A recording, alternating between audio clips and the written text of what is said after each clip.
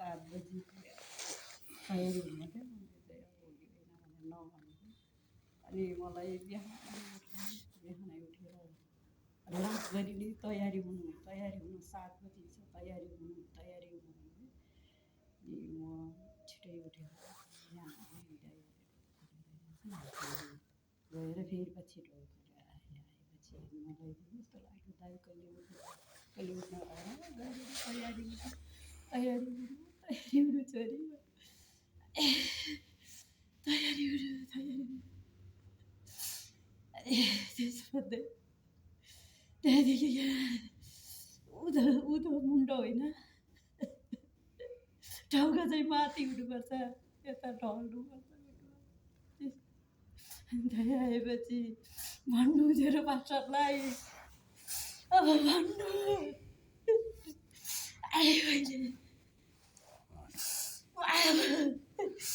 7 बजी भन्नुभएको छ परमेश्वरले अब स्वर्ग यात्रा गर्नलाई परमेश्वरले लाँदै हुनुहुन्छ मण्डली तिमीहरू तयार हुनु भन्नुभयो भने यसै गर्दाखेरि म ढल्ने बित्तिकै मलाई त्यो सास बाबा भनेर कराउँदै थियो कराउने बेलामा त्यो सास कसरी झट्ट गरे जस्तो लाग्यो मेरो यहाँ हुने आवाज चाहिँ बन्द भयो अनि परमेश्वरले लिडो आयो किन आएर मेरो बाटोहरू चाहिँ धेरै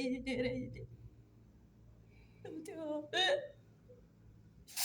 चमक थियो धेरै चमक अनि परमेश्वरले मलाई छोरी तिमी डराउँछौ धेरै नडराउ भन्दै समात्दै लानुभयो अनि परमेश्वरले लानुभयो त्यो बाटो लाँदै गर्दा अनि मलाई यस्तो भन्यो अनि तिम्रो नाममा चाहिँ मैले धेरै होइन 1 करोडको पलङ ठिक गरेको छ भन्नुभयो त्यो पलङ हेऱ्यो अनि तिमीलाई ठिकै छ भन्नुभयो अनि मैले ठिकै छ बाबा भने त्यो पलङ चाहिँ हेर्दा सबै सुनको थियो सुनको अनि त्यहाँ बसेको कति धेरैहरू थियो नानी त्यहाँ अब एकछिन बसेपछि परमेश्वरले भन्नुभयो छोरी तिमी उपवासमा छ तिमीलाई खानेकुरा केही दिँदैन भन्नुभयो हुन्छ बाबा म फास्टिङमा छु भने अनि त्यस गर्दा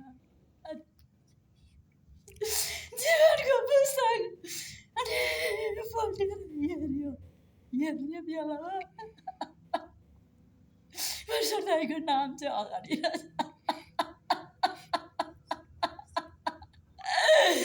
अनि दाइको भन्दा तिम्रो दोष न भन्नुभयो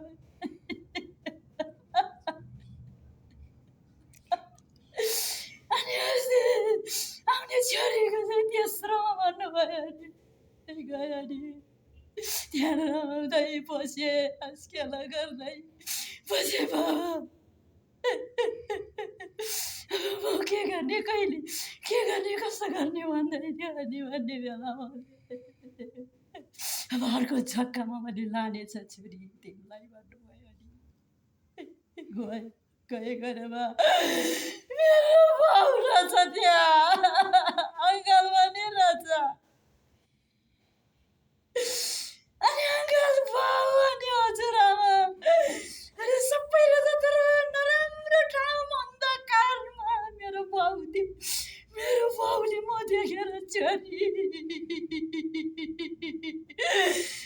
तिमी कहाँ यसरी आयो तिमी त कति राम्रो ठाउँमा आएछ मलाई पनि तान्नुहोस् न भनेर मेरो बाउले मलाई हात दिँदै थियो अनि प्रभुलाई भने प्रभु मेरो बाउलाई बचाउनु भन्छ त भन्दा हुँदैन छोरी तिम्रो बाउले धेरै दोतर मन्दर गर्यो पहिला तिम्रो बाउले मलाई चिनेन कसरी अनि बाउलाई तान्ने त हुँदैन छोरी अब बाउलाई हामीले बाउ अङ्कल हजुरआमाहरू त्यहीँ बस्छ छोरी भन्नुभयो अनि बाउ रोएको चाहिँ मलाई धेरै याद आयो त्यो बाउ रोएको, मेरो बाउ रोएको। लुगा चाहिँ त्यही रहेछ, पहिलाको इस्टकोट नि दाउरा लाग्यो, चटक्कै रहेछ, तर बाउलाई धेरै गाह्रो रहेछ त्यहाँ। धेरै हताया रहेछ मेरो बाउ त्यसो भन्दै। अनि मैले प्रभुलाई फेरि जाउँ न बुवा, मेरो बाउ हेर्नु भन्दा म प्रभुले होस् अरे अब हुँदैन, अब जानुपर्छ अर्कै यात्रामा भन्नुभयो। अनि अर्को यात्रामा जाँदा चाहिँ कचौराहरू चाहिँ कुनै आधी आधी छ, कुनै चाहिँ भरेको छ। यो चाहिँ के को कचौरा बुवा भनेको? यो चाहिँ विश्वासको कचौरा। त्यो कचौराहरू अहिले पनि झलझल देखिरहेको छु मैले। विश्वासको कचौरो हो छोरी, यो विश्वासको कचौरो हो। कुनैमा आधी कुनैमा भरि किन बुवा भनेको? यो चाहिँ आधी विश्वास गरेको, यो भरिहरू चाहिँ पुरा विश्वास गरेको भन्नुभयो।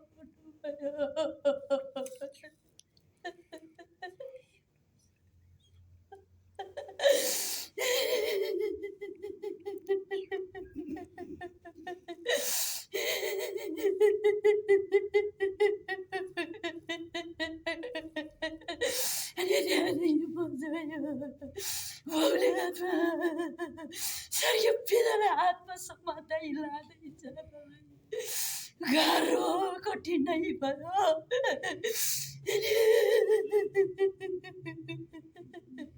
हात खुट्टा गल्यो भयो भन्दा गल्दैन छोरी, गल्दैन।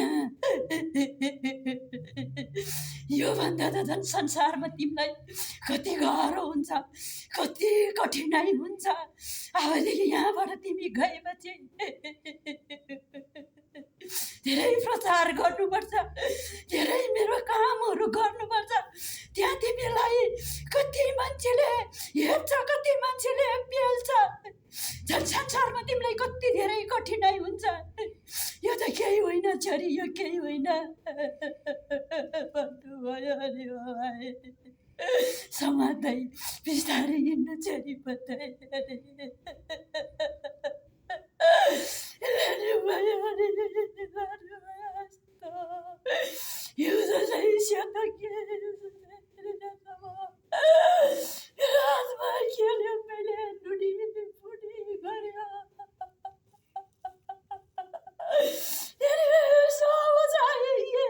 तिम्रो पास्टर शैतानसँग लड्दैछ भन्नुभयो। त्यतिखेर प्रभुले भने त्यो शैतानहरूले बाटो छेक्ला जस्तो हुँदा प्रभुले सबै बाटो त्यो शैतानहरूलाई सबै समात्दै पछाडे। तर परमेश्वरको आवाज सुन्ने बित्तिकै शैतानहरू त सबै तितर भएर उसको ठाउँ ठाउँमा जाने रहेछ।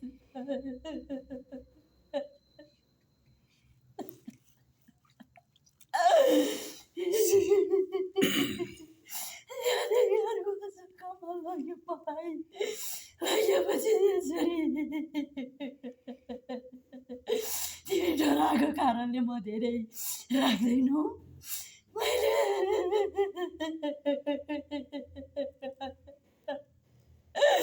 तिमीलाई 3 घन्टा राख्ने सोच गरेको। अनि तिमी पहिला धेरै डराए, त्यही कारणले म धेरै राख्दैन भन्नुभयो। अनि त्यहाँदेखि मलाई शक्ति हालिदिनु भयो।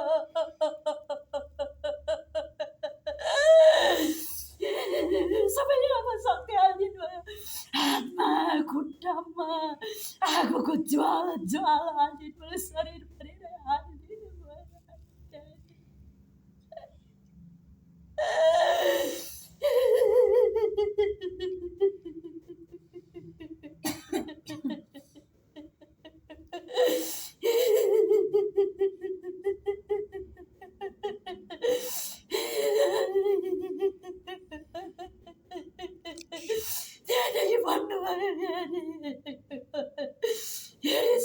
तिमीलाई धेरै लामो यात्रा मैले ल्याउनु पनि सक्छ भन्नुभयो।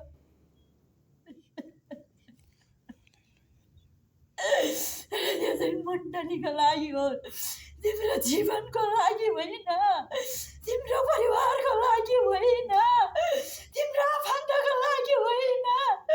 तिमी चाहिँ यो मण्डलीमा एउटा गहना हो भन्नुभयो।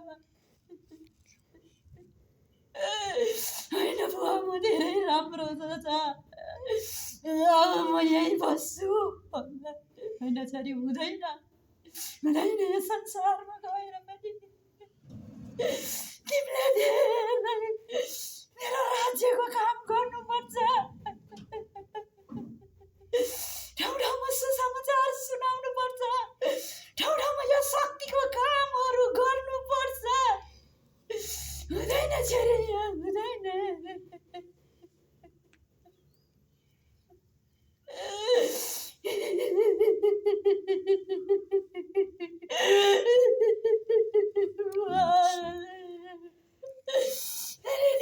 यो शक्ति चाहिँ पास्टरलाई पनि लगेर दे।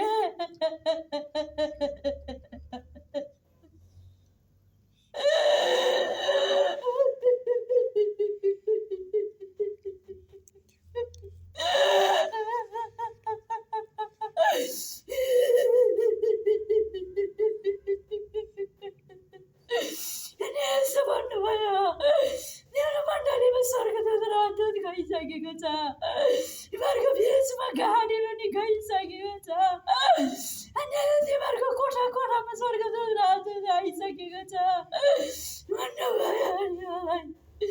जाऊ छोरी जाऊ, संसारमा तिमी संसारमा हुँदै मेरो ठुलो महिमाको काम गर्नुपर्छ।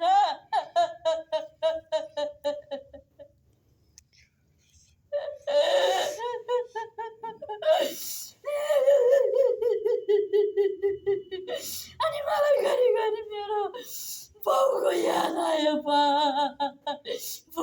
मलाई बाउ याद आयो भन्नु होइन छोरी, अब भयो, अब बाउ त्यहीँ बस्छ भन्नुभयो।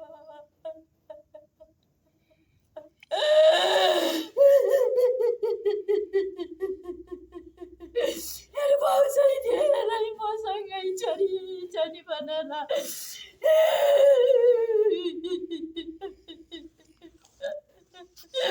गराएको थियो। मेरो कानमा चाहिँ मेरो बाउको धेरै याद आयो बुवा भनेको त हुँदैन छोरी, हुँदैन बाउ, हुँदैन, अब बाउ त्यहीँ बस्छ भन्नुभयो।